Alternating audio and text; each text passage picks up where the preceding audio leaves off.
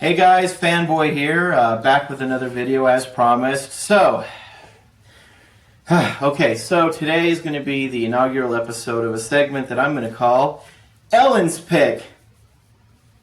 It's a segment where I'm going to review any movie that Ellen, my wife, has selected. Let's see what I'm going to review tonight.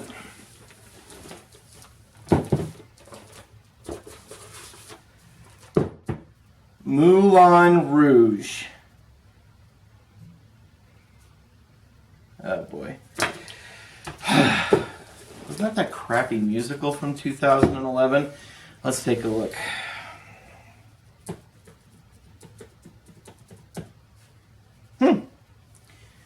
Nominated for 8 Academy Awards, including Best Picture and Best Actress, Roger Ebert gave it a 3.5 out of 4 stars. IGN gave it a 9.0. It's got a higher Rotten Tomatoes score than Forrest Gump, one of my favorite movies, The Rock, another one of my favorite movies, The Avengers Age of Ultron, the Tim Burton Batman, another one of my favorite movies, Kingsman: The Secret Service, one of my favorite movies to come out this year, Maverick, Training Day, the movie that won Denzel Washington an Oscar, Tombstone, A Beautiful Mind, Chitty Chitty Bang Bang, that's a classic, Mission Impossible 3, Interstellar, Shutter Island, Point Break, Rocky 2, Taken, and Mrs. Doubtfire? Oh my heck, maybe I was all wrong. This movie might be incredible!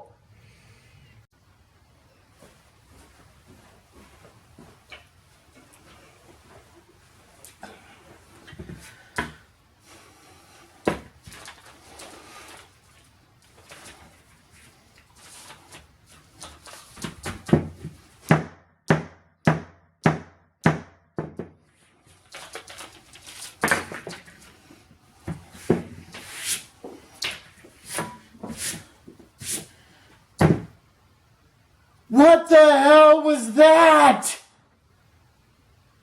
Seriously, I think I just spent the last 2.5 hours witnessing a fever dream. Did I take LSD at some point? Seriously, this movie got a higher Rotten Tomatoes score than Forrest Gump. I only have one thing to say to Rotten Tomatoes. And I want this to be family friendly, so insert expletive here. Okay.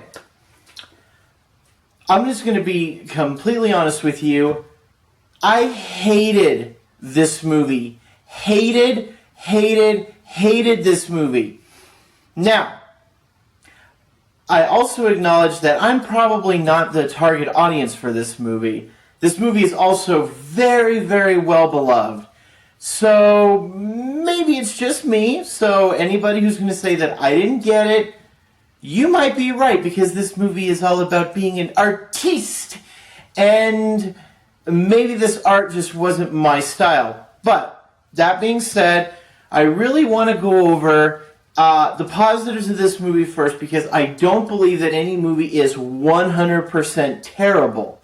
Okay, so, there were about 5 things in this movie that I can point to that I thought really, really worked. First off, there were 2 characters in this movie that I really liked. First off was the unconscious Argentinian guy who was played by, and I'm hoping I'm saying this right, you can see me looking down at my notes, because Jacek Koman, I'm hoping I'm pronouncing that right.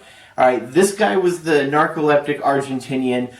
This guy was awesome, okay? Every time this guy talked, he clearly looked like he was having fun. He commanded a lot of attention when he was on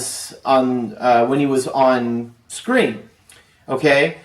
The second thing, the second person that I really, really loved was Deboya Obari. Again, I really hope I'm pronouncing that right. I am probably butchering these two's names.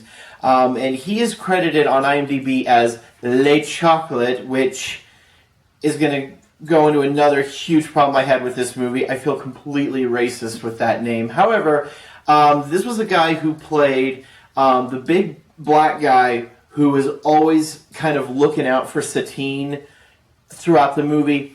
I kind of viewed him as he is the unsung hero of this movie. And he was just a badass. There's no other way of putting it. This guy was awesome, you know. He catches Satine when she faints off of the trapeze and carries her backstage, and then immediately comes back and joins the party. Plus, this is an actor who can wear what looks like a circus performer singlet and a top hat, which would look ridiculous being worn by anybody else, and yet that guy made it look awesome. And there was a scene, okay, there was one moment in this movie which I actually kind of did like a fist pump, like, yeah. And that was, there's a scene later in the movie when the Duke is about to, I don't know if he's about to beat Satine, kill her, rape her. I mean, God knows what he's about to do to her. And out of nowhere, right behind him, you just see wham!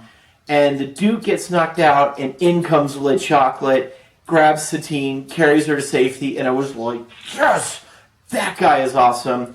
As much as I hated this movie, honestly, Baz Luhrmann, if you're watching, he's not watching, if you want to make a sequel to this movie about Le Chocolate and the Argentinian, like, going on a European road trip in 1900, I would seriously watch that movie, okay? These two guys on a road trip in Europe, early 1900s, I would see that movie, okay? Other than those two guys, I feel nobody in this movie is likable, okay? Everybody is, in fact, very, like, some of them are detestable, and some of them are unlikable, and some of them are just completely obnoxious, okay? But those two guys, they were awesome. The third thing that I think I can point to that I really liked about this movie is obviously what the movie's known for. The art department, I feel, they just worked their butts off in this movie. The costumes, the makeup, the sets, all of that, incredible. This is one of those rare movies that I feel you could mute the movie and you could still find enjoyment in it. In fact, given the dialogue and the story being complete crap, I actually think that this movie would be better if you just turned the sound off. Because the movie is like a visual splendor. There's going to be there is something I feel that the cinematographer and the director do, which I think just completely takes the art department and unceremoniously just kicks them in the balls, you know, and while they're down on the ground wincing, they might as well just, you know, take a crap on them while they're there. But number 4, the Roxanne Tango. Again, this is going to go back to the Argentinian guy who sings that. That Roxanne Tango was amazing, you know, and up until then, I hated every song in here. In fact, my wife will tell you, I did not make it through this movie in one sitting. In fact, the moment that Christian started singing the Beatles, I hit pause and I left the room. I was like, I'm done. And I really did not want to finish the movie, but I did. And because of the Roxanne Tango number, I actually am glad that I at least stuck around for that. That to me was an awesome music video. And if you would cut that part of the movie and just make it a music video, that would have been awesome. I would have been very, very happy with that. And the last thing that I can point to that I actually liked about the movie, and this is going to show that sometimes I do have an immature side and that I can be a little bit shallow.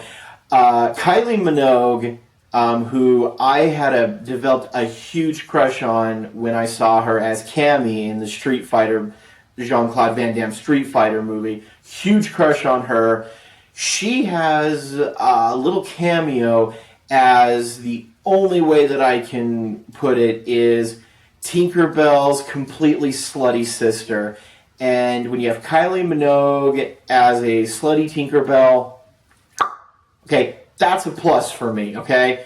So after that, 5 things in a movie that got nominated for Oscars and that has been praised to the moon. 5 things. I can count on one hand how many things about this I liked.